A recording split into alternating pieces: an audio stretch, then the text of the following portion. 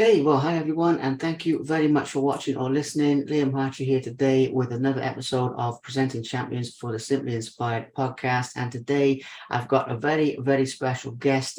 Today's guest has completed ultra marathons, Ironman. He's completed Ironman and is a Guinness World Record holder in triathlon as well. Has a very interesting backstory in terms of how he got into sports and everything like that. So there's going to be some inspiration, as always, with my interviews, as well as the sporting topics. We're also going to be going a bit deeper into mindset and into a few topics like that. So today's guest, Will Davis, thank you very much for coming on the show. Thank you for making time for this. Thank you for taking time out of your schedule, to be fair, mate. I appreciate that. Yeah, no problem at all. Thank you for having me. Looking forward to it. It's nice being on the other side of the camera this time. Absolutely, absolutely. So we got some great topics to get into. Now we'll get into your sporting achievements now in just a moment. But before we do, obviously, in terms of your background, as I understand it, competing at the high level in sports is more recent for you. So is it something that you were doing maybe a few years ago when you were a bit younger and you stopped, or is it something that has literally just started for you in the last couple of years? Let's start there, please. So a couple of answers on that one. So I've always been sporty. I've always loved sport. I played rugby, amateur, all the way through growing up. What sort of really kicked it off is I wanted to be in the Marines. And I'll go into this a bit further as well, because there's quite a few different sub-stories with this. Now, I've always been, not a high body fat, I've always had a bit of what we say spunk belly on me. I train because I love eating and the food. If I didn't love my food, I'd probably have a shredded six-pack, but I do. So I was joining for the Marines, and the entry requirements aren't too difficult, but I had to train quite hard to get there. So that kind of made it get a little bit into the running rather than what I call ego lifting, where you only go to the gym to look good rather than to actually feel good. Although obviously it does help your mindset and things. Then I got involved with my current boss now, and he's ex-military. Again, I'll talk into him because his story is ridiculous in regards to doing crazy challenges. And then he challenged me, and then it went from an Ironman, having never done a triathlon, to then a year later doing the Guinness World Record. All of the story is pretty much based on mindset, because I aren't a fit guy. It's just all on mindset. So always been around active sort of environment, but not at a serious level at all until about 2 years ago. Wow, that is absolutely amazing. I love that because, like I always say, you know, what one man can do, another can do. And the thing is, it shows that it's never too late to start, for one thing. I mean, you know, I know you were doing things before, but to that sort of high level of endurance, it shows quite a few sort of things that people can apply to life in general, not just to sports. So I love that. With the Marines, then, what's the situation with that? I mean, are you still training for it? What's the situation with that and your boss and everything as well? Because he's obviously ex-military. So looking at the military topic, let's get into that a little bit. Obviously a passion of yours, so it's good to touch on, you know? Yeah, so it started around, and it was actually a little bit of a cop-out, to be fair, because when it was getting around, I was never the smartest in the class, but I also wasn't thick. I was like one of them, didn't have to revise, always got the grades, B's and C's. And then the careers team were basically like, what are you going to do? And they basically did research into what you were going to do, but I knew the only bit of research they didn't do and couldn't help you with anything was I'm off into the military. Always had an interest in it anyway, you know, typical lad, planes, fighting, that sort of thing. You do more research into it, watch programs, and the Marines was like the best entry level you could do. Researched it, went to like what's the career days that they did, loved the sound of it. And then thought, right, I'm going for it. Heard about cool stories of people that, not family, but closest family that have been into it. So I'll go for it. So that was the interest. Now, when the going gets tough with it, and I was actually there, it was made out to be the elite of the elite. And I probably realized when I was there that it's called PRMC, so Potential Royal Marine Course. a lot of the people that were there weren't there because they wanted to be there. They were there because that was like they had nowhere else to go. And I thought, I did really want to go into the police. And I thought being in the Marines would help me get into the police. It doesn't at all. Now, I got the minimum pass for the PRMC, which is you do 4 days at Limpstone. You do like press up tests, sit up tests, bleep tests, 5 kilometer run. You've got to do a certain split. Minimum pass was 16 points out of 30.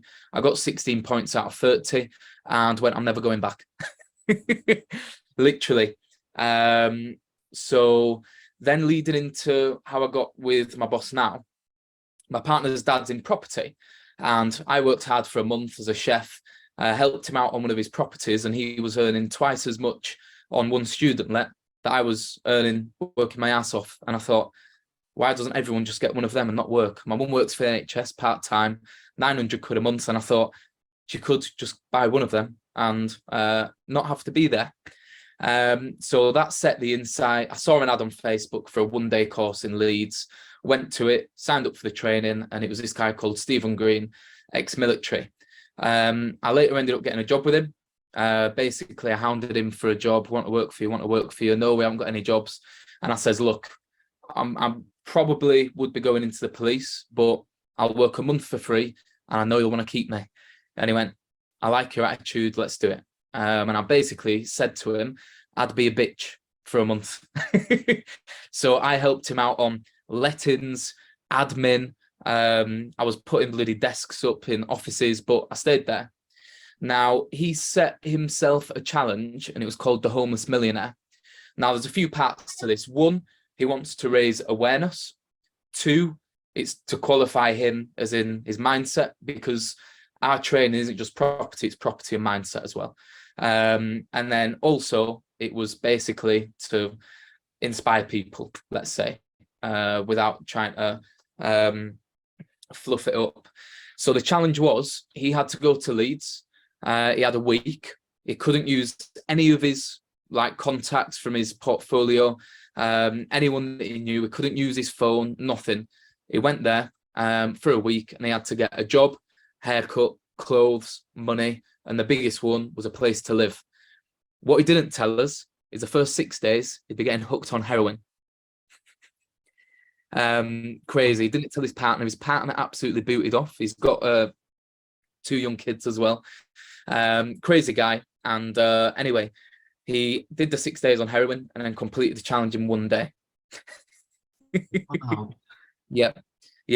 That is, you don't hear it every day. I mean, that is really something. Yeah, exactly. And then from there he says, right, what else can I do? He's never done triathlons at all. He searched the hardest sort of thing you could do in the UK, and everyone said a triathlon. So he says, right, I'll do 2. And I think he had 5 or 6 months training. Did the Ironman, which obviously, for those that don't know, 2.4 miles swim, 112 mile bike ride, and then a marathon, so 26 mile run. He finished that, and then he had to get in the Tees River in Teesside in November at 12:30 at midnight and swim 2.4 miles. So after he did that anyway, and I supported him, so that's how I did my first ever marathon. Like, people talk about comparison is the thief of joy, I think people say, but I think in business, whether it's property, whether it's just general businesses, or whether it's a sporting world, I think comparison can give you the motivation quite easily. Because I was like, I can't do a marathon. I remember my friends telling me about his dad that did one. He booked a hotel room before London Marathon just to get himself in the zone. So you hear what people talk about, and you have it as such a, like, looking at the top of the mountain, that's the top. But then I saw Stephen Green, my boss, that's done an Ironman. Then he's just got in the Tees at midnight. Then he's sat on the bike for another 112 miles. So I thought, at least I can support him for the run. And I did my first marathon, and it was perfectly fine. And it was run walk. So not a best effort. It was run walk that is achievable for most, let's say. So I did that. And then after, he says, we're going to challenge you. So he challenged the team, because if we teach mindset, he should bloody hope that we adopt it ourselves, which with training industries is sometimes tricky to find nowadays. So he challenged me to an Ironman, and I had a year's training. So I thought, He's 40 odd. He's done 2 back to back. I can do 1 with 1 year's training, and I'm 22. I'm 24 now, but I was 22 at the time. Used the same coach that he did for the Ironman, sorry. Trained for it, and you learn things there, and I might speak into this later a little bit more, but you know about training in heart rate zones. Yeah. So I thought, it's follow this plan and you should be able to do it. They said, follow this plan to the heart rate. Your body can 100% do it. The only thing that will make you not complete it is on the bike, if it's a mechanical failure or injury. And if you don't have any of those two and you don't finish it, it's down to your own mindset. So I thought, love it. You've got no excuses then, you see. And it's all done on heart rate zones. So zone 1 is like easy. Zone 2 is aerobic, so not low, but a little bit higher. Zone 5 is like a sprint, so a max effort. So a lot of the training is done in zone 2. They said, you do the Ironman zone 2 and you will complete it. And I did. So, and I think when you start to learn stuff like that, it's more of a science than trusting in a generic plan off of online. Because then you turn up on the day and you miss one session and you think, oh no, is that one session going to catch up with me now? And your mind plays tricks on you, but it's all done. It's science. Absolutely, the science side of it. I love that because it is something you can break down into tangible, bite-sized chunks that are actually doable. And, people don't realize that. But I mean, it is the same as, but there's a few things you said there just to underpin. I mean, first of all, what you said about comparison, by the way, I love that because, I mean, in some situations, it can be the thief of joy when it's not real. So when people are comparing to social media and they're comparing to things that are actually a false point of view of somebody's life, but when it's actually working with somebody one-on-one like that, I mean, there's a lot of research being done on this about actually taking the parts of people that you want to be like and sort of absorbing them to yourself, copying them. And there's a saying for that. Like it's sort of like a fake it till you make it type of concept in the sense you're around them, you're putting it into your own life, and after a period of time it becomes true, because what they say, whether you believe you can, you believe you can't, you're right either way. So it's love that. And the whole thing about the science and about constructing it into something tangible really sort of demystifies this for people, because it's not a great mystery. Being successful, chasing a dream, this type of thing, it is like anything else, and if you consult the experts, like you have a fault in your car, you see a mechanic, you have a fault in your health, you see a doctor, whatever, it's something like this, you want to do something, you go to people who know or have already done it. And it's just the life lessons. What you said there is really, really, really powerful. So I'm really glad, because that's why I do these, is to put that inspiration and that sort of positive hope across to people.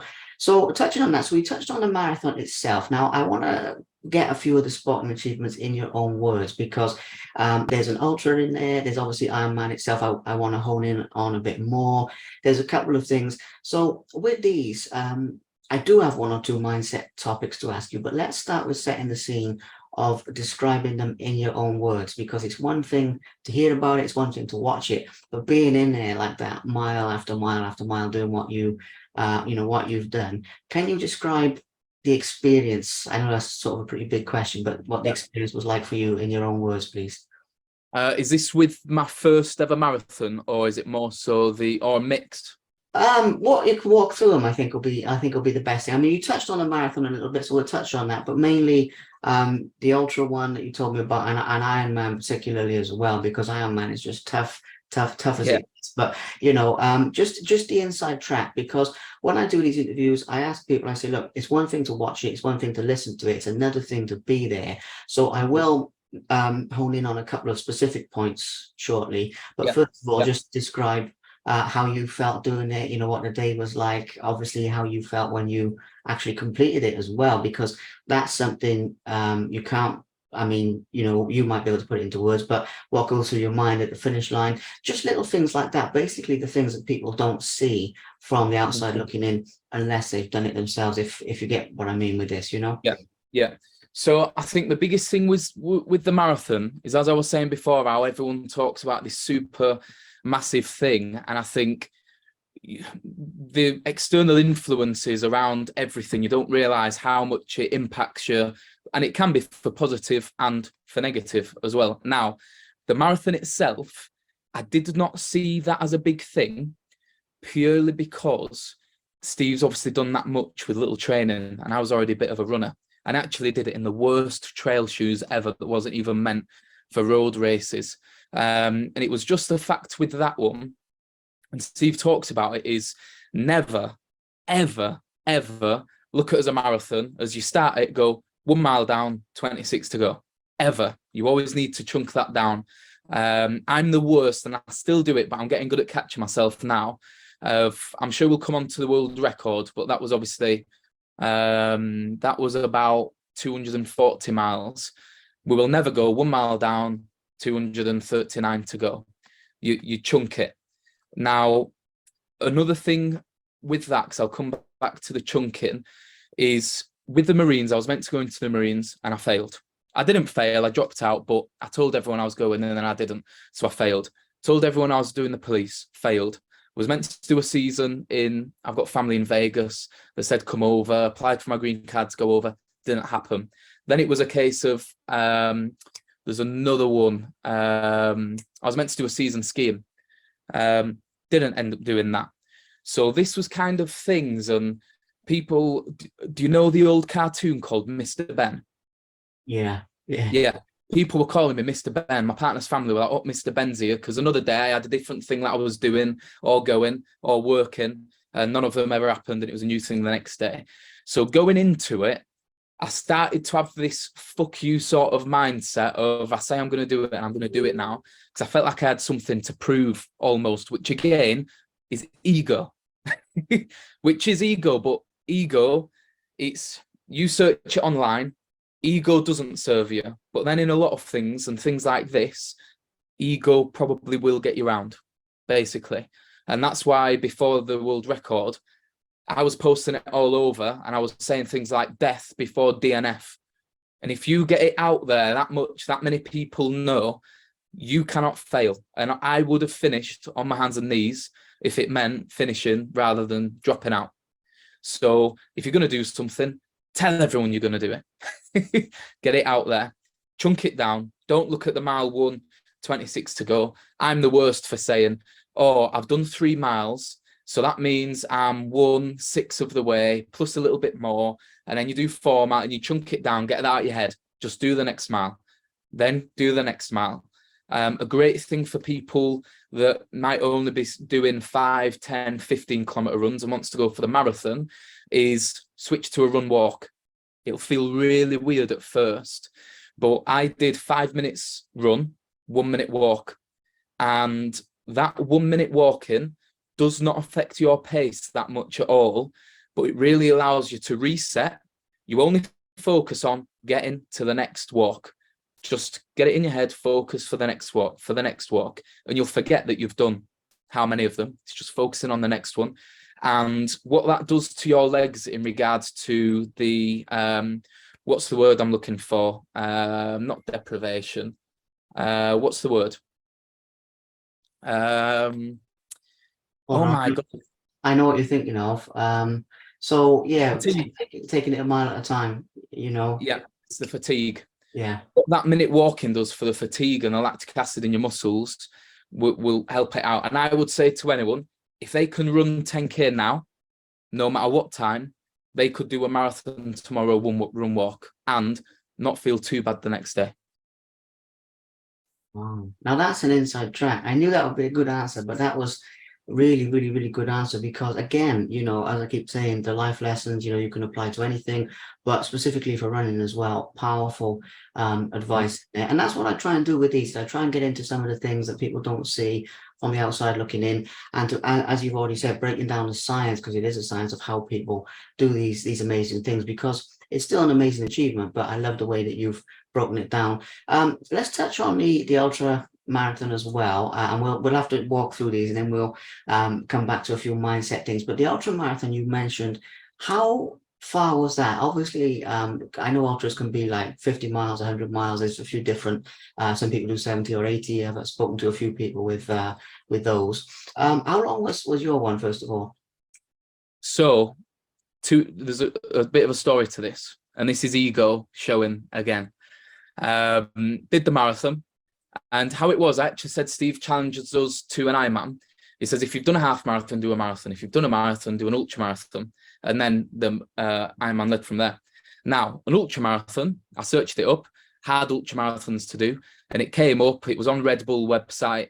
One of the hardest runs you can do is this ultra marathon over the Brecon Beacons.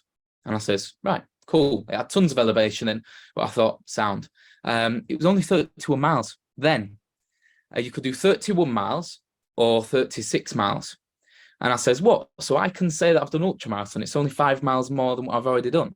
I'll book that one. But they didn't have enough entries for that one. So a week before, they says, no, you're actually doing 36.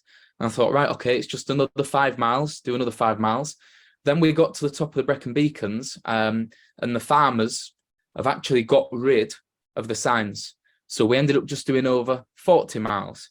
I would have never have booked the 40-mile ultramarathon because I didn't realise the Brecon Beacons. I knew it was hilly. I knew the SS trained there. I knew the stories about them, but it's an absolute hellhole.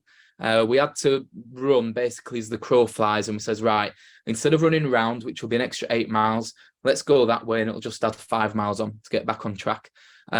Horrendous. This bog and heather that you would sink down in, you were sinking down to your knee. And I had Gore-Tex runners on that only went up to my ankle. And that was at about mile 10. So then it was running with wet feet and character building. But again, if I set the 40 miles, I'd have said I wouldn't have been able to do it.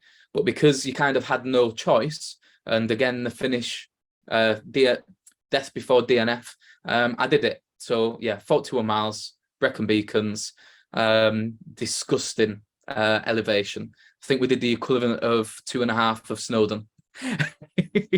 Disgusting.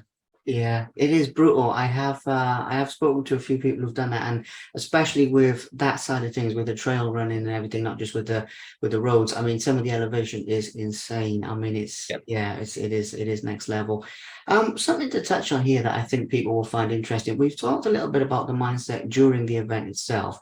What is your process for on the build up to it? Because we touched a little bit here on like the heart rate stuff and some of your physical training, but you've also made reference a few times to, like what you said there, you have no choice, proving people wrong, the ego thing. So there's aspects of mindset on the build up to it. Are you sort of visualizing the race or visualizing your time or doing particular methods like that? Because again, it's another thing that people don't see, is getting ready for something as brutal as that is just as important, and obviously in the preparation as actually doing it. So what's your process for that, mate, for that side of it? Yeah. So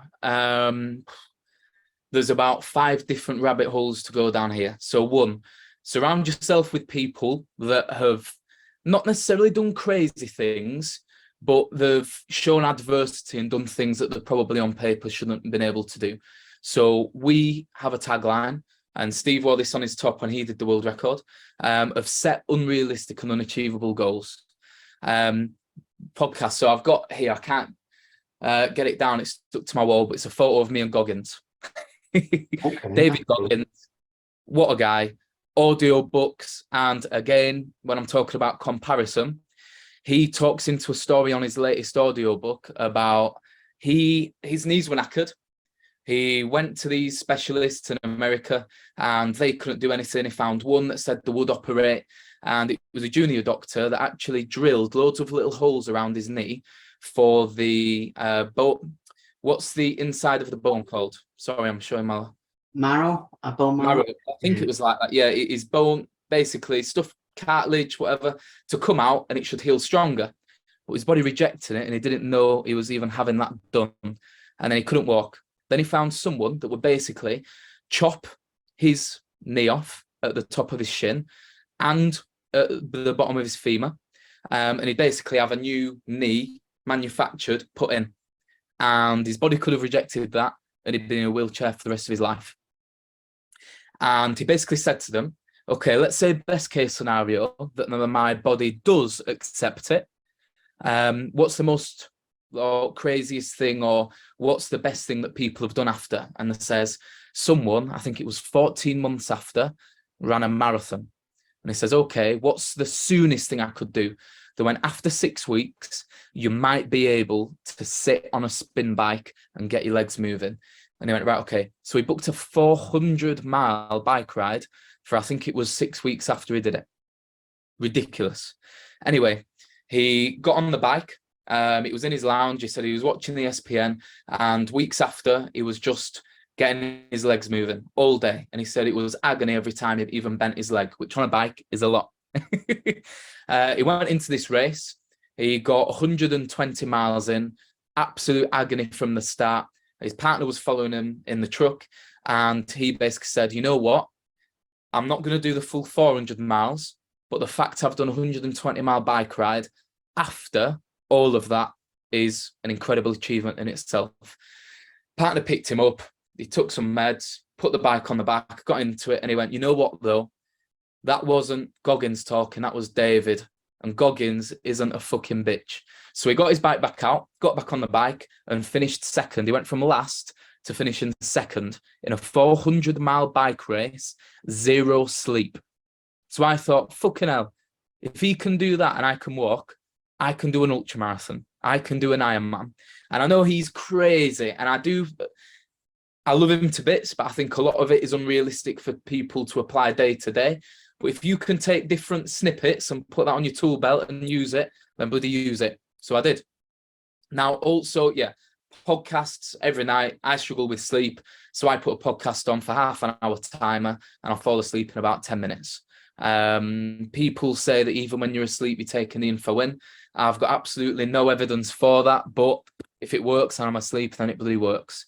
Any podcasts, books, surrounding yourself with that sort of people, but also understanding the science of the mind. So we've got a mindset model that we call discipline.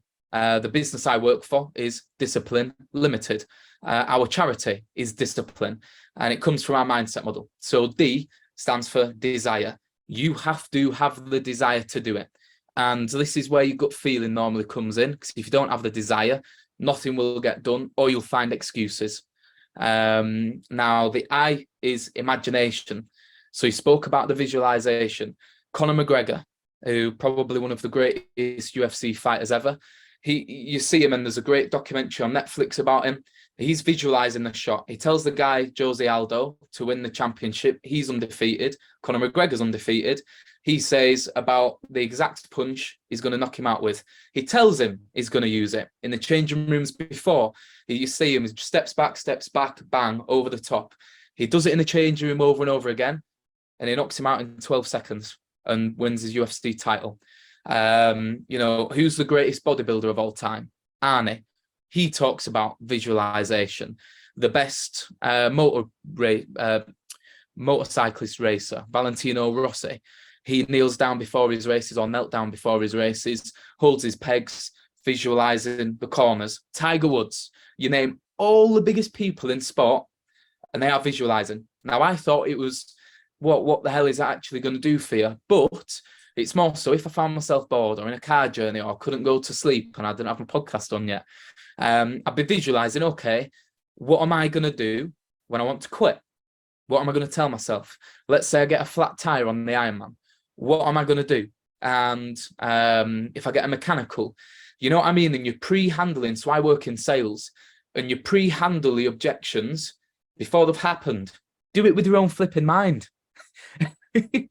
Literally, imagine it, not just going well. Imagine the finish, engage the emotion, because we only act on emotion, but also pre-handling the things of what happens when it goes wrong. So that's desire, imagination, subconscious mind. The best way of summing this up, we say mind gym, or you could even say it's like a garden. If you plant weeds, what's going to grow? Weeds. If you're listening to the personal development podcasts like this, you're just gearing that up, the belief in yourself, belief in others, acting on your action, and basically getting that nailed down. So if you're listening to murder podcasts, if you're watching EastEnders and there's a murder and a train crash, you're watching Netflix murder documentaries, you can't be surprised that you've got anxiety. You know what I mean? So pre-handle that, understand what you put in, you get out. So desire, imagination, subconscious mind, C, cycle of performance.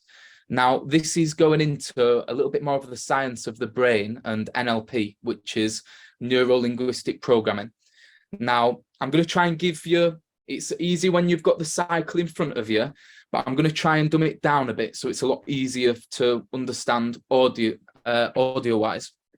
Now, it starts with your self-image, which is the image of yourself, how you view yourself, not how others view you, how you view you. Now, your self-image basically affects your thoughts and emotions. Now, your thoughts impact your emotions impact the decisions you make, because we only act on emotion. Now, the decisions you make impact your results, and then your results impact your self-image. So a lot of people come to us wanting property results and business results, yet they don't realize 5 of the 7 steps of the cycle of performance just come from within. So we work with a guy called Josh Kelly. Him and his brother came on the course to do property, and Steve went, I could help you in boxing. Right now, he's the British champion boxer. He's got a couple of more fights. We're talking about Kell Brook sort of level, sold out UK arenas. And if he defeats them, it might not be them. Then he's going to Vegas for the world title. Sorry about the notifications. So, and he was like, what? You guys can help me with my boxing when I've come for property. And we taught him this model and he gets it. Now, he came back off of a loss from David Avanesian, who went on to challenge for the world title in Vegas. He actually lost. But people were saying he's only a 6-round fighter. He depletes. He gets tired. And what did he do? He got tired and his team threw the towel in at round 7 and he was getting hammered. He was drinking at 2 a.m. the night before the fight because he couldn't get to sleep. So his self-image was getting impacted from external sort of people. But then that impacts his emotions, his thoughts, his beliefs about himself, which impacted his sleep, the decisions he made. His result, he lost a fight, which then even more impacts his self-image. And it's that constant cycle. So we help people with the charity, people that are struggling with anxiety and depression. We teach them this model and we say, look, we can pinpoint what has caused this cycle. As soon as you recognize it, that allows you to change it, get in control of it. Then start celebrating small results. Again, Conor McGregor talks about visualizing, just having a parking spot at the front of a parking lot. That's it. And when he gets there and there's one free, he celebrates like he's just won a world championship. Celebrate the small wins, build your self-image and understand your self-image, how you view you, totally different to how others view you. Comes from within. So that's cycle of performance. Then we go on to I am. So I am is about affirmations, which again, I was skeptical with affirmations because people were saying like, I am love, I am happy, I am a millionaire. And I think great, but realistically, how far that's going to get you. Now, I asked Steve for some advice before my Ironman. And I said, Steve, when the going gets tough and I want to quit, what words of advice have you got for me? And he went, you don't need any advice. You are not a fucking quitter.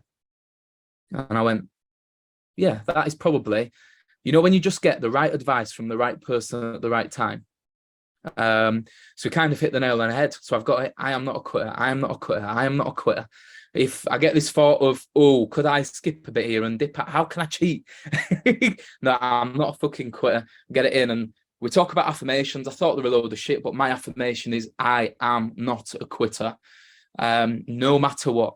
Death before DNF. So that's how I kind of adopted it and it mutated.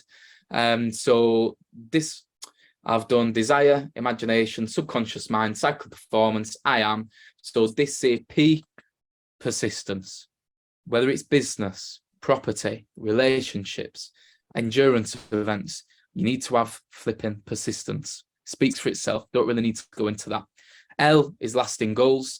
This, again, is a model in its own. I won't go into it, but it's about setting unrealistic, unachievable goals. I'm sure you've probably on previous podcasts gone into the Roger Bannister story about the 4-minute mile. Yeah. Yeah. Scientists, doctors said it could not be done. The heart would burst, the lungs would burst. He wasn't even the world champion winner. I think, was it Landers that was the winner at the time, number one in the world? Think so. Landers. Yeah. And Roger Bannister says, I'm going to do it. And he did it. And weeks later, Landers did it. And then within a year's time, I think 2,000 people did it. So again, set realistic, unrealistic, unachievable goals. I don't need to go into, the guys that made the light bulb and the aeroplanes. If everyone said, I'm going to try and put a bird in the sky made out of wood and metal, and it'll stay up there, they'll said, shut up. Or you see that sun there, I'm going to take it, put into a bit of glass, and we'll be able to have light when it's dark. Unrealistic, unachievable. So then we go from persistence, lasting goals, the final I is in a circle. So basically what we're talking about here, surround yourself with the right team. One thing that we said with Josh Kelly, if he wants to be a world champion, don't act like a world champion. Once you've become one, do what the world champions are doing now. So he would basically not get fat or anything after his fights, but he'd have downtime and he wouldn't train as much. Then he'd go into a fight camp, have to shred the weight. The world champion boxers stay in shape all year round. Look at Floyd Mayweather now. He's still doing exhibition fights with short notice and beating them. That is a true athlete. So be the world champion now. Do what the world champion does, then you will have that. Don't have what the world champion does and then become it. Be it now. So Josh Kelly now is always training, non-stop. He's got the best nutritionist money could pay for in the UK. He's got a coach 24/7, training 24/7. So he's now becoming that world champion. Let me just shut my window a second. Someone's deciding to let a saw off, which is always handy in a podcast. So that's in a circle. N is nullify, which basically means nullify procrastination. How can you remove procrastinating? I'm the worst for procrastinating. Everyone said they're going to go for a run. I said, right, I'm going to go for a run in my morning, get my training out of the way, even get my clothes out, make it easy for myself. And you know what? It's nice in bed, could do with an extra hour sleep, bit murky outside. Let's do it after work. Then it gets to work. Oh, I best eat first. I feel a bit empty. And then I leave myself having to train at 9, 10 p.m. Nullify procrastination, get that out of the way. I'm still the worst for it. It's probably the number one thing that I'm still learning. I'll admit that. But get rid of any form of procrastination that you can. I work better on a tight schedule where there's no flexibility because I know I've got to get shit done. But with flexible meetings, I'm the worst. They never get done. So I'm aware of that. And I give myself a strict schedule where I don't give myself any space to say, let's put it there. So there you go. And then the last one is the last letter of the discipline model, which is E, is enlighten. And that's basically more probably to do with business and property related, more so endurance. But enlighten people on your way. Don't be a dick. If you can help others out by inspiring them, showing them the way, giving back. So Steve, after the Homeless Millionaire, he gave back to all the homeless people he made connections with. And then one of his friends says, you know what? I'd love to be in your position, millionaire, because I'd buy flowers and I'd just go around giving people flowers. It made them feel good, make me feel good. And all of us will probably agree, we feel better giving gifts and receiving them. And Steve went, fucking hell, how much are a bunch of flowers now, mate? 20 quid. Don't think when you get to a place, then you'll be that certain person. Be that person now. So that's kind of the mindset model that we stick to. If it works for mindset, property, business, to be world champion boxers, it works with professional footballers. If it's good enough for them, Conor McGregor, Valentino Rossi, Arnie, it's good enough for me. It's good enough for me. So that was a long answer, but hopefully there's a few nuggets in there. There's a lot of nuggets in there, mate. I mean, I'm sort of resisting a temptation to go off in like different tangents and everything, Yeah, but it's yeah, absolutely powerful. And it is time tested, time proven. This is the other thing as well. As you say, the amount of people using it in the modern age, the amount of people using it throughout history, like you said about Edison, and you said about who was it with planes, the Wright brothers, wasn't it? Those guys and all these yeah, different people. I mean, it's one of those things that has stood the test of time, and it is absolutely powerful, and it is a science. And this is what people don't realize. It is a very simple yeah. thing to break down. I've used it a lot Mhm. in my own life as well, but especially with the subconscious stuff and reprogramming. And again, firsthand, the lessons that these people share. Like you said about Floyd Mayweather and everything like that. I luckily I met him one time, and it was absolute Yeah, privilege. And he talked about I mean, he talked about a lot of stuff, but one of the big things he talked about was who you surround yourself with. That concept, that was a big, big, big topic that yeah, he shared. But he talked about a lot of this, and everybody, all of them, they do share these things. So it is absolutely golden nuggets of wisdom, and like I said before, people listening to this, applicable in any life area. As you said. So that is. A cool story about Josh Kelly as well, because I do a lot with boxing. I don't know if you know that, but it's absolutely, yeah, yeah. he's what a great You fighter. aware of it? Yeah, yeah, Yeah, absolutely. yeah. Yeah, So exciting things. So let us know if you ever want to come. We always go down. Good to connect. yeah, 100%. I'd be up for that. He's an amazing fighter. Yeah, So it's very, very cool. So, all right then, let's touch on the Iron Man a little bit. Let's just talk about that again, because what we're sort of doing is toggling nicely here between basically, what you've done and how you've done it, and sort of back and forth like that. That's the way it yeah, seems to be flowing, which I'm happy with. Iron Man itself, obviously, it is well, the toughest in the UK, one of the toughest in the world. I mean, it is brutal, it is next level, but you had a great way of breaking it down. So can you share with us the event itself and just the aspects of the experience that basically stay with you from a great achievement as that? Mhm. So I think the biggest thing was actually a little bit before of the realization of flipping heck, because I've been surrounding myself in this environment, seeing what people have done, because I was a non-swimmer. I could not swim. I could maybe doggy paddle slash breaststroke. I loved the water. I'm confident in it, which helped. But I remember turning up for triathlon swimming lessons, and it was a real good reality check for me. And I was speaking to people there that were basically saying, "Oh, what are you coming for?" And, "Oh, I'm doing an Ironman." And they went, "Oh, right." And the then saw me in the salon. He was like, "You can't swim." I went, "No, I've never swam before." And I was like, "What? Are you doing an Ironman?" And I went, "Yeah." I was like, "When you doing it?" And I went, "Oh, in 10 months' time." They was like, "You do know there's other triathlons you can do first?" And I went, "Yeah." And they went, it was a pair of them. They went, "You know what? It's been my goal for 6 years to do an Ironman, but I just don't think I'm ready. I can't believe you're doing it." And I just thought, and he said it in a bit of a negative way. I'm probably saying it a bit nicer than how it came across, but I just thought he was laughing at me in a way. And I thought, you don't know who I surround myself with. And if it was his friendship group, none of them will do Ironmans because they've built it up and had these limitations in their own head. So I had to learn to swim. And my dad openly said to me, "I trust you can do the Ironman, but if you're going to fail, you're going to fail a swim." So paid for lessons again, best in Yorkshire, guys called Bev and Morg. They train trainers and they were amazing. And the great thing with swimming, and I think anything, I think sorry, ladies, I think every person, especially every man with a testosterone, needs to do something that is wildly out of the comfort zone that is literally they do not want to do and learn a new skill.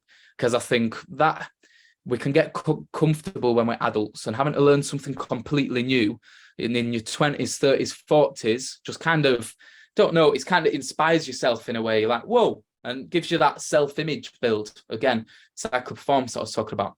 Learned to swim, never road cycled. I've got a mountain bike, never road cycle. Had to buy a road cycle, bought a 500 quid second-hand one. Got out on the bike, didn't know what I was doing, clipping pedals, what a bloody nightmare that is for a non-cyclist.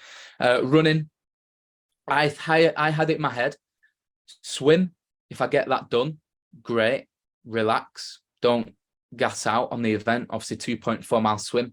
Cycle, if I don't get a puncture or a mechanical, then I finished the event because I was worried for the cycle. I'm not a strong cyclist at all. And I had it in my head, if I get to the run, that's all mindset. I've finished it. So anyway, turned up on the day. Conditions were okay. It was raining in the morning, but nothing too wild. Swimming, I actually am now a stronger swimmer than any of the disciplines. The coaching, because it's about the not aerodynamics, but not creating drag with your legs. Like they told me a thing how I turned to breathe, and instead of looking at the side, I was looking upwards. And I says, but I can't not because I'm swallowing water. And they went, well, what that does is that kicks your back leg out and you create drag. So I went, okay, so if I can look up, as long as I keep my legs together, can I get a better and deeper breath of air? And I went, well, it's not ideal, but yeah. So I was like, cool. So it's that sort of coaching, breaking everything down. And I was in the top half for swimming, got onto the bike. And again, all about heart rates, stay in zone 2, aerobic, don't put too much lactic acid into the legs, and you should finish. Got through the bike. Now, this is where it was the biggest thing that stuck with me, mindset-wise, on the day. I had it in my head, oh yeah, finish the bike, and I finished. But then on the bike lap, you see people have already done 2 hours of the marathon. And then I got off the bike, my legs were okay, but obviously tired. My ass had no skin left on it. My lower back was hurting. And then your mind suddenly comes in with, you can't do it. A marathon's a big thing. Remember how you felt after your last marathon? And I was like, oh my God. I was actually waiting on the bike for a mate that's a strong cyclist. I smashed him in the swim, but I knew we could do the run together, get each other through it. I got off the bike and I said, where's Gary? And then they went, he's already 7 kilometers into the run. And he went past me when I had a mechanical fault. My chain came off 3 times. And I was like, oh my God. So it was just like all of this plan just went out of the window. But then I said, right, let's just get the first mile out. Sack off the shit in your head, get the first mile through. Got the first mile through. I had this nutrition plan of gels. I only took on 1 gel, and that was at 18 miles, and I was nearly throwing up. So I did the full marathon, literally like zombie, the usual. I think it's the famous Ironman shuffle. Got through the Ironman, finished the last 6 miles stronger than I did any of it. But trust me, I wanted to quit, and I was thinking of ways. You get a wristband for each 4 laps. It's basically 4 6-point-something mile laps. How can I get another wristband? How can I shift it? But death before DNF. Get the mindset, just hit the next mile and you'll get there. And I know now on endurance events, it's all a blur. I can only probably remember 20 minutes of my Ironman. World record, 32 hours. I could probably only remember 2 hours of that. So I've got it in my head now. This pain that I'm in now, when I've finished, I won't even bloody remember. So get to the next mile, get to the next one. And it compounds. Chunk it down step by step. But that's the main things from the Ironman, to be fair. Wow, that is incredible, because I like the way that we're sort of interweaving the mindset topics and the physicality and the totality of the achievements, because again, it's the way I like to do things with the sports being like a backdrop for the mindset itself, which we're doing really, really nicely. But it is amazing to hear the inside track on it, because as I keep saying, it's the things that people don't see. Even if people are watching the event, things going through your head and the emotions and all this stuff is what people don't see. And obviously, the tricks that you've learned of how to actually apply these things, as I keep saying as well, any life area is applicable. So absolute gold there so far. Now, I've been itching to talk to you about the world record. Really looking forward to that, because it is an incredible achievement. And at the moment, it's working well with you sort of describing them in your own words, because the thing is, when you're there and I'm not there, if you sort of hone in on this bit over here, then you miss something over here. So that's why it's nice keeping it quite broad and getting the things that stay with you.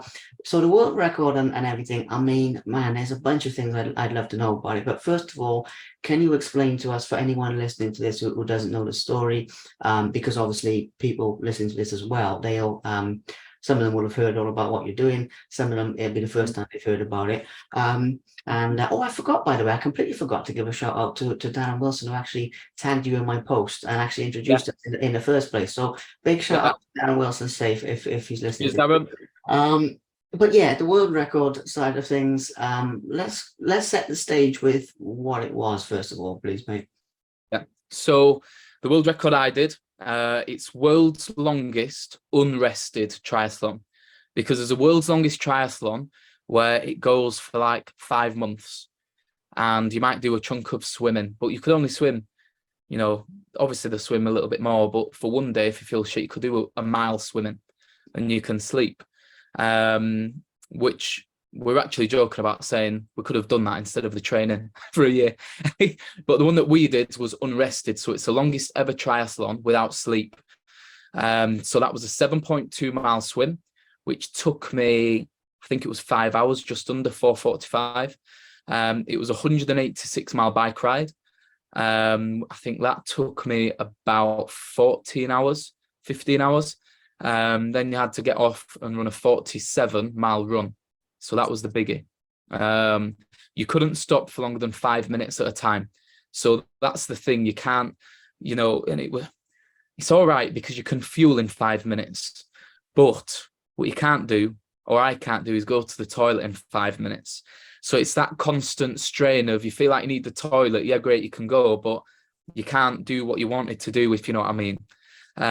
So it's just, you stop for 1 minute, timer's on you, you're getting a countdown, and it is strict. The things that Guinness World Record do, all of it had to be videoed twice. You had to have it on you. You had to get the route laid out. So what Guinness World Record do to make it official is absolute carnage. Now, where this actually came from is Steve got from official world records, which is what the business is called. He got a world record for the double Ironman. And then people in the triathlon community were saying, it's not a world record though. So we went, right, fuck you, basically. I'll go and do one. Again, ego coming into it. So he searched longest unrested triathlon, all that came up. And Steve actually did the world record about 3 months after my Ironman. And I supported him on it. And I sold my bike. I sold my turbo trainer, and I watched him do this world record. And I thought I would never be able to do that. And then I saw him do it, and I thought, I could do this. I could do this. He did it again with 3 months training, because he was having an issue with his Achilles. Too tight. He couldn't really run. He could only do about, if you look at his Strava, he did something, his biggest run was 13 miles, and that was once. The others were about 6 miles. For a Guinness World Record triathlon with a 46 mile run he did. And I saw him do it. He tore his Achilles at about mile 28 on the run. So he did another 19 miles with a torn Achilles, taped up so it went numb. And I thought, I could do this. And I said to him after, we went back to his house, he couldn't really walk. And I said, you know what, mate, you've inspired me there, and I'd love to do something else. And he went, that's yours next year. You do it. Discipline will sponsor the event. You do it. Take it off of me. And I went, right, okay. I could either beat the time or beat the distance. So I tried to do both. But then after about 2 months, his partner, who's never done a triathlon, called Gemma, she went, I think I'll do this as well. So she went for the female one. She's never done a triathlon. She had 9 months training, couldn't swim, never ridden a road bike. She trained for the female one, the exact same distance as me, 7.2 mile swim, 186 bike, 47 run, sorry. And then we both did it, literally. So, yeah. Wow, that is an incredible achievement. I mean, with this sort of thing, we've talked about like the pre-event and the build-up to it, but there's also the post-event as well. So there's two things with this. Particularly after World Record, one, did you celebrate, or how did you celebrate it? And two, how did you recover from something as grueling as that, physically and mentally? Because there must be a recovery period as well. So there's sort of two sides there to touch on, if that's cool.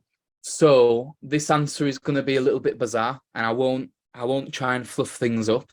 The training was 10 times harder than the event, because it's not just long bikes, but anything to do with triathlon. It's about brick training, where you might do an hour on the bike, easy spin, and then just a 15-minute easy run after, because you need to get your body used to the transition. It's not just your muscles.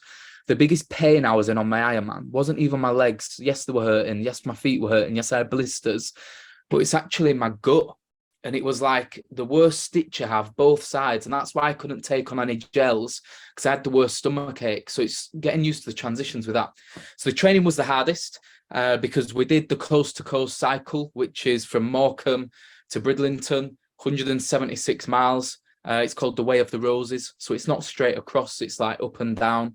It's a lot of it is off road as well. So if anyone doesn't like cycling on the road but wants a big challenge, great thing. If you search it, it's one of the hardest cycles you can do in the UK with elevation. And people do it between 3 and 5 days. We got up at 4 a.m. and did it in one day. And it was things like that, then having to run the next day. You're in bed and you're just thinking, as if I've got to do a run after all that. So that was probably the hardest. Now, I don't want to talk down the world record because it is a great achievement. But because all the hard work was done on up to the event, the coaches are great because they say, we know you can finish it. And because it's such a long event, you are not doing best efforts. My heart rate on the cycle averaged 90 beats per minute. So cyclists will look at my average time and my average wattage, which is my power output, and they'll think, flipping heck, what a load of shit that is. But it's about getting round, not beating the distance and hopefully beating the time, not trying to do it in 15 hours. So I got off the cycle, you want to keep it high cadence, which means high RPM. Don't do it low and slow because you're going to build the lactic acid. Keep it really high like that. You look a bit of a dick, but you're still pushing out the same wattage, but without the lactic acid. So I got off the bike there, expecting to feel as similar as I did on my Ironman, because obviously I had less experience for the Ironman. I still knew that principle, but didn't understand it as much. And I started to run fresh. And I thought, this is bizarre. I did 12 miles as easy as if I did 12 miles fresh. And we got off the bike at about 2 a.m. and started the run going through the night. And I thought, I actually feel fresh. Then it started to be my feet and a little bit of tiredness that built up. I was worried because I've never gone through the night on any event. Obviously, this event was started at 6 a.m. on the Friday and went till 2 p.m. on the Saturday with no sleep, no longer break than 5 minutes. So it was through the night that I was really scared about, because people talk about hallucinations. And I was like, oh, I'm going to be hallucinating. None of that happened. I built it up in my head. It did get to about 12 miles in, and I was starting to, you know, when you blink, sometimes I have it when I'm driving early in the morning, you blink and it lasts about 2 seconds and you think, shit. That started happening. And I had a guy that joined, and I knew he'd be great for this exact moment. He was one of the first UFC world champions. He's called Stapes. He runs he runs a UFC gym in Manchester. Can't remember. It's SBG Rochdale. That's it. He's ex-Special Forces, unbelievable mindset, real warrior. But he's also got that, I don't want to say soft, but he's also got a soft centre as well. And I'm going to, if you remind me to talk into this later on, when I'll come on to team a little bit with it, because this is what I want to surround myself by. And he says, right, mate, I'll come up from Rochdale. Whenever you need me, I'll be there. And I says, you know what? We've got tons of people supporting all through the day, because obviously they're up. Everyone's going to be there for the last 10 miles of the run. But I want you there for the graveyard shift, when everyone's going into sleep, when we see people walking back from a night out at 3, 4 a.m. And he says, that's fine. So this is what I made is he drove up from Rochdale at midnight, got there at about 2 a.m. and we finished the bike at about 2:30. And he laid on the grass with his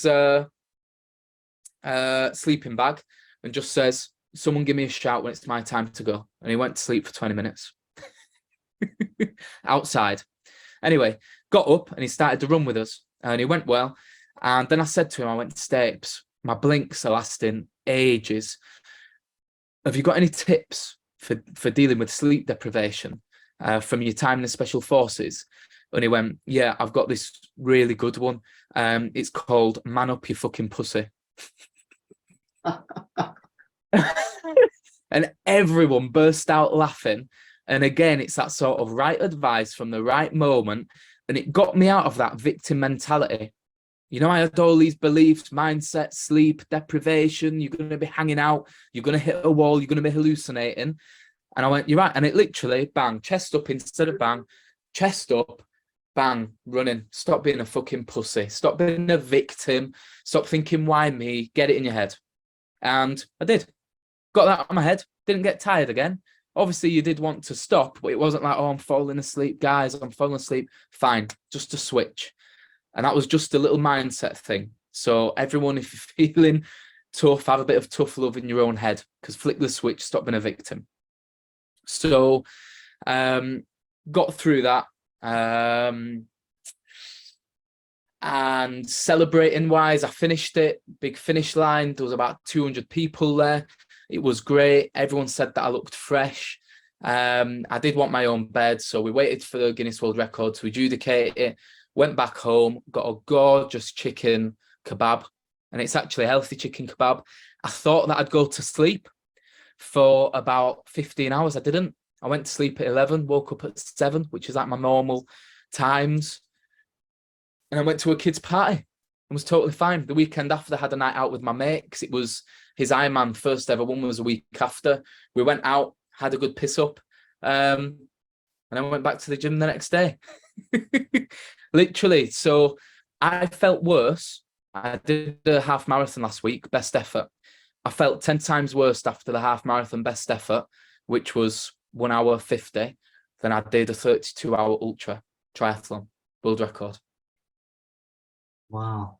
That puts into perspective a lot of things with the mindset side of it. I'd like to go deeper into the team thing, just so I don't forget as well, Yeah. because one of the questions I always have for people anyway is people they'd like to thank, people who've helped them, who they surround themselves with.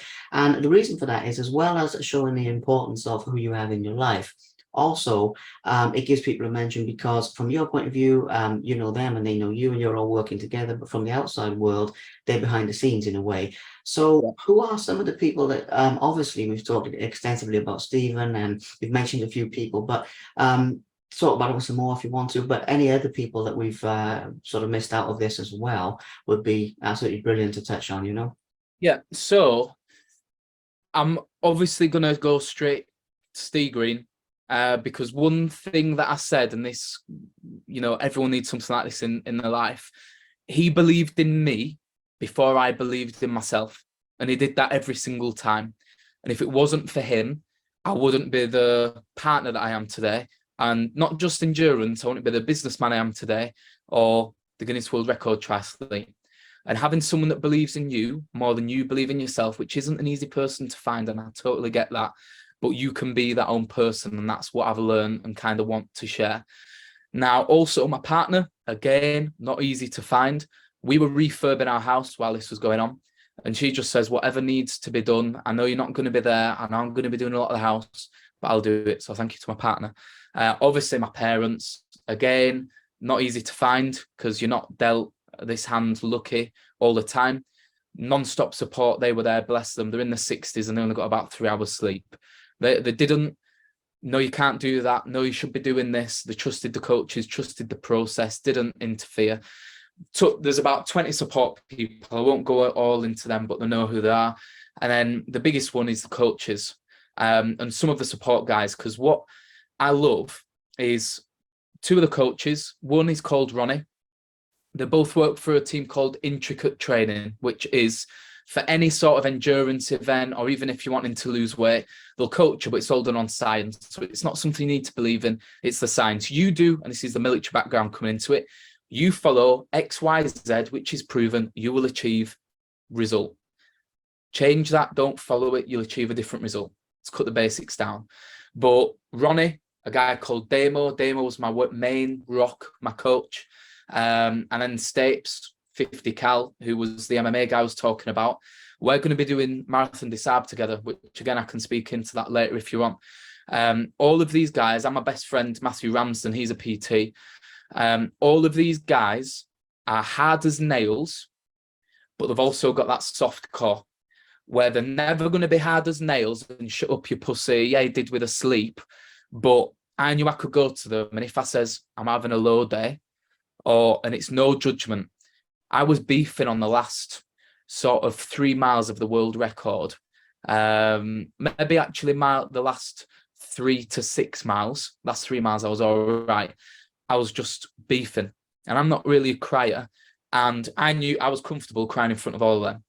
And it was a mix of pain and emotion that I've trained for technically 2 years, if you include the Ironman for this, the fact of the achievement, the support I had. And it was kind of just the climax of it all. And I was just beefing. And they knew I'm round me, sorted, get on with it. And they've all said that was the highlight of the whole event, was me beefing. And it's those lads of when you need to knuckle down and get shit done, they are there to get shit done. But it's also a shoulder and they'll put an arm around you.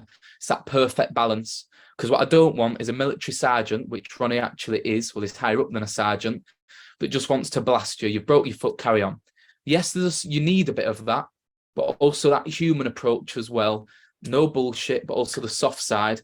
Everyone needs to find a good, even if it's a coach and not a friend, that's got that balance, because that's what I put it down to, that sort of team. Yeah, that is powerful. I mean, as I say, no man's an island, and it really does show what having the right people around you does. One of the last topics, because we've gone into depth with some really good stuff here, and I always think, when I do interviews as powerful as this, there's always more we could go into, but at the moment it's ticking some amazing boxes in terms of the depth of the lessons you've learned and the person you've become through all this, even in areas outside of sports and everything, and obviously the fun stories and the sports stories. So it's ticking the box. So having achieved all this, you mentioned Marathon des Sables on here as well. That is really something. I've spoken to a few people who've done that. Sahara Desert, everything. We need to talk about that, and that's coming up. But also, your future plans in general, because you still have that fire in your belly to achieve more and sort of see how far you can go. So basically, just touching on that as a concept, I don't mind how far ahead in time you want to go, or close to now, or whatever. That's up to you. But just what the future holds, basically. Yeah. So immediate plans, because I was going to do Marathon des Sables next year, April 24. Yeah, we're in 23 now, aren't we? Yeah, April 24. I knocked that back because my whole life has been training, and I understand I've got a great partner and great friends that understand, but I can't trust them to keep understanding that. So the next 9 months is about being the best son, the best partner, and the best friend. As cringy as it sounds, but they've poured into me, I need to pour into them. Now, training wise, my friend that's a PT, he just does functional things. So it's a bit of CrossFit, it's a bit of bodybuilding. Yes, you still get your biceps in, so it's a bit of ego lifting. But he's done that for the last 5 years. He's never done an Ironman. So I completed an Ironman after a year's training. He's never cycled or swam before, never ran before. He went and ran a 39-minute 10K in his training run. So I think that's a testament to doing all-round training. So I'm going to keep myself ticking over, and I'm really getting into the functional sort of fitness. So you do like engine sessions, which might be one that we're doing later tonight is 20 calorie ski erg, 20 calorie air dyne, and then 20 calorie spin bike, and just do 10 sets. Simple. And it's just that functional. You're building the muscular system, but also your engine and the cardiovascular. Because me and him went on a bike ride, his first ever one, and he smashed me out of the park, and I've been training for a year before. So I think if anyone's into gym, try and tailor it so it's all round functional. You'll still look better, rather than what I used to do, ego lifting, big chest, shoulders, biceps. Saturday at 5 p.m. before you go out, get the biceps pumped and everything. Try and get into the functional side, because he looks brilliant as well. So immediate, get into the functional fitness. Then at about April 24, I'm going to get back into sort of long runs. So I think training shouldn't have to become your life for something like this, because you're not training for 3 disciplines. So it might be where I do longish run or long run on Saturday, slightly long run on Sunday, try and get up early, and then an easy 5K on Wednesday. Don't overcomplicate it, still get into the gym. Then I'm doing Marathon des Sables. Now on my leg, I've got the Ironman tattoo and I've got the Guinness World Record tattoo. So I'm going to get the Marathon des Sables one in as well to complete the trio. And then you know what? This is where I'll be honest with you and the listeners. I'm in a bit of a two minds. I think right now, from what I've done and the Marathon des Sables, there's a big fear of if I stop doing these crazy challenges, because it's kind of become my identity now, I'm scared of losing this sort of identity. I'm scared that I'm not going to be able to do what I've done now. Yes, I'll be more functionally fit and look better, but I like being able to go and run a marathon tomorrow without thinking about it, which yes, I'll still have, but you get the gist. So there's part of me that's worried that I'm going to always have to do stuff like this. There's part of me that's worried if I don't do something like this, what will I be? Which is weird, but you know what I mean? It's such a big part of my life. So if I'm totally honest, after Marathon des Sables, I do not know. And I'm just going to deal with that when it comes to it. Absolutely. Well, in a way, that's a very good life lesson in itself of being in tune with yourself. I mean, this is one of the things you have to be. I get the identity thing from a certain perspective.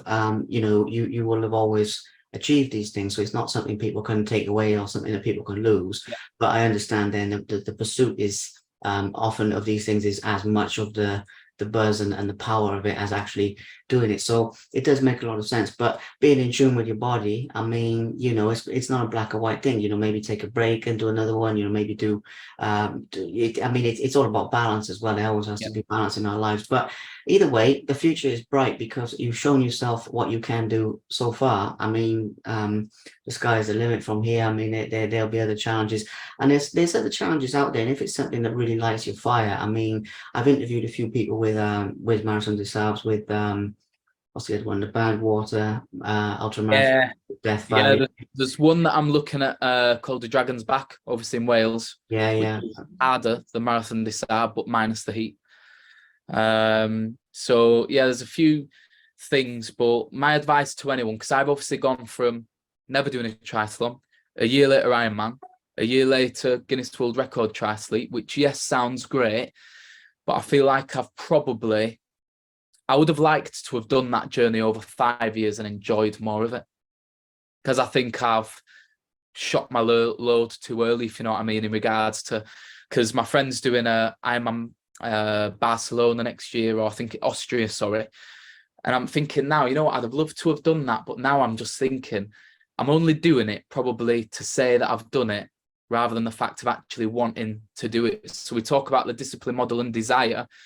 My desire is more ego rather than genuine desire where I want to be. So it's probably, I suppose it's come down because what's the saying about gold medal fever or gold medal thing of when you kind of hit the top, you fall into a depression. I'm not depressed from it, and I'm kind of enjoy this feeling at the same time because I've obviously earned the feeling. But yeah, it's just a bit weird. So I'd say to everyone, bloody the saying, and it's cringe, but I love it. If you smile, you're doing it wrong. Smile or you're doing it wrong. Smile or you're doing it wrong. Stop rushing things. Enjoy the journey.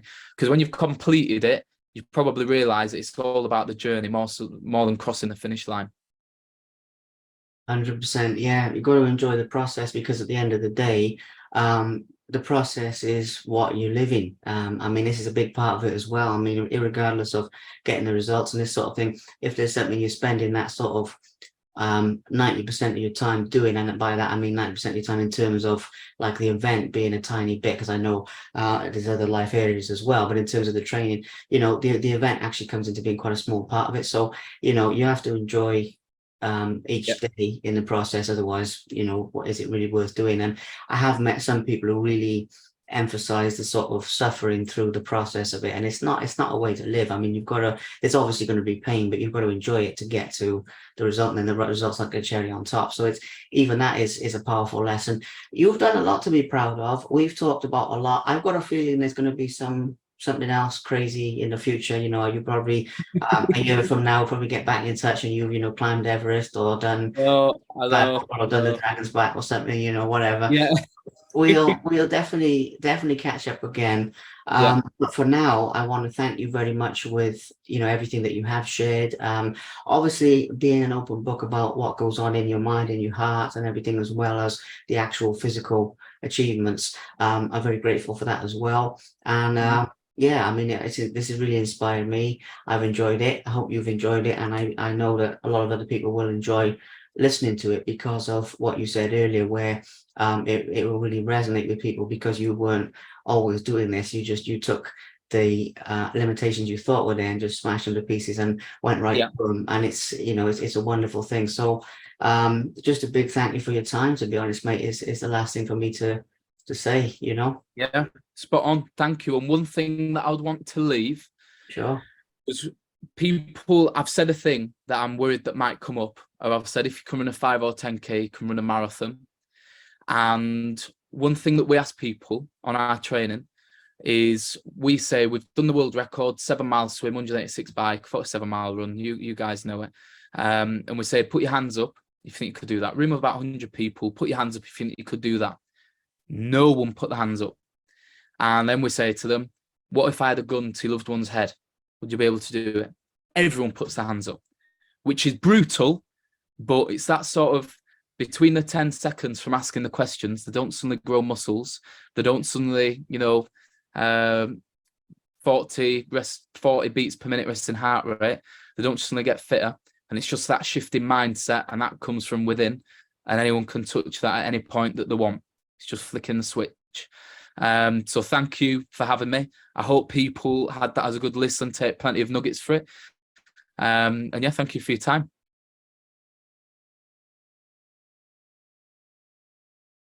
Thank you very much for watching. Please subscribe to the Simply Inspired YouTube channel, and there'll be more videos coming soon.